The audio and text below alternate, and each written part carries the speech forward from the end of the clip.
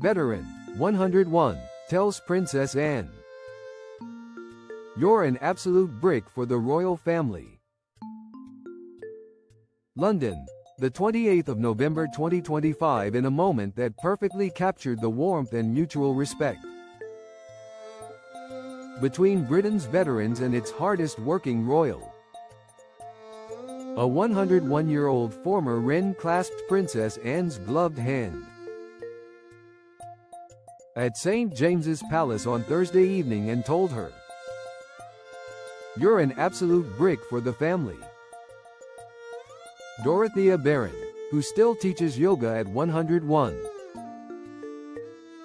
served with the Women's Royal Naval Service from 1943 to 1945. She was one of 200 guests at the annual Christmas Tea Party, hosted by the Not Forgotten Association, a charity that combats loneliness and isolation among injured, wounded or vulnerable ex-service personnel. "I just told her what I think. And I know what everybody thinks," Mrs. Barron said afterwards. "She is working so hard. As a mother with a daughter, I have so much respect for her. She's practical, she's down to earth, and she's a damned hard worker. She has kept the family's promise, her mother's promise, and works her socks off." Princess Anne, visibly moved, smiled warmly, and spent several minutes chatting with the centenarian before moving on through the state apartments. A century of service meets a lifetime of duty. Mrs. Barron was not the only veteran of advanced years to receive the Princess Royal's personal attention. Frank Oldham, 106, the eldest guest present, straightened in his wheelchair and beamed as Anne stopped at his table. When he struggled to hear, he gestured to his daughter to help relay the conversation. A roving balloon artist crafted a cheerful snowman for Mr. Oldham, who served with the Royal Electrical and Mechanical Engineers, surveying the ornate throne room. With wide-eyed wonder, he described the experience as, "Just amazing. You just can't add to it," he said quietly, clearly overwhelmed by the grandeur and the royal company. Richard Walker, chief executive of the Not Forgotten, watched the scenes with emotion. "It's mind-blowing for many of them," he told reporters. "Some have never been inside a palace before. They watched the king's coronation on television, and now they're standing on the very proclamation platform where it all happened. To show them that people value their service and genuinely care. That's everything we're about." This year carries extra poignancy. 2025 marks the transition from the World War II generation to younger veterans of more recent conflicts. 6 WW2 veterans attended Thursday's Tea Party, a precious reminder of a fast-dwindling cohort. "It's a really important moment," Mr. Walker reflected. "We're handing the torch, and we must never forget." Princess Anne, the royal family's quiet powerhouse. At 75, Princess Anne remains the most active member of the royal family by far, routinely undertaking over 200 engagements a year, more than any other royal. Her patronage of the Not Forgotten stretches back decades. and she has hosted this Christmas tea party annually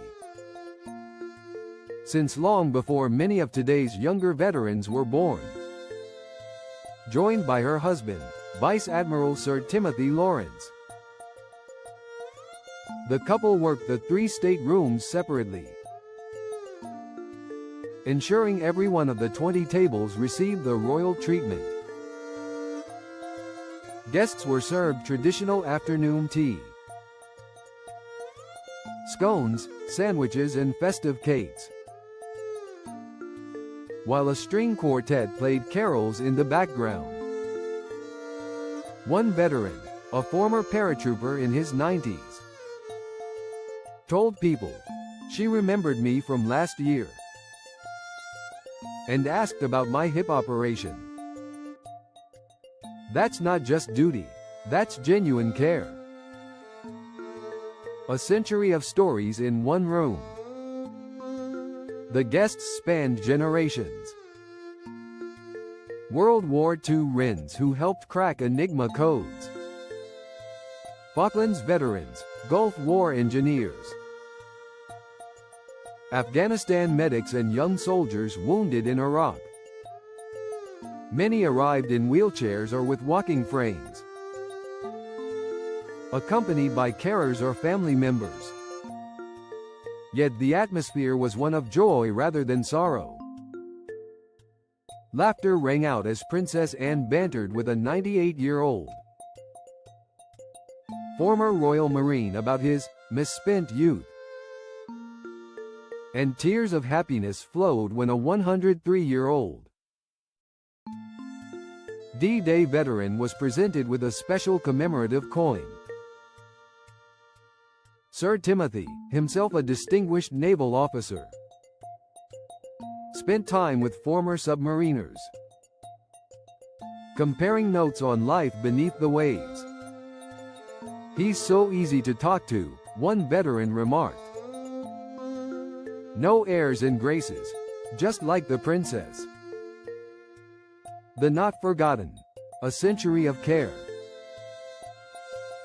Founded in 1920 to support the forgotten, wounded of the First World War, the Not Forgotten has never stopped.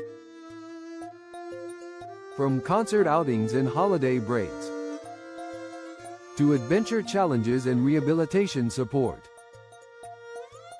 it reaches around 10,000 beneficiaries every year. This year's tea party was especially meaningful, as the charity also celebrates the 80th anniversaries of Bay and VJ Day. Many guests wore their medals proudly, some pinned to blazers for the first time in decades. Richard Walker summed up the afternoon perfectly.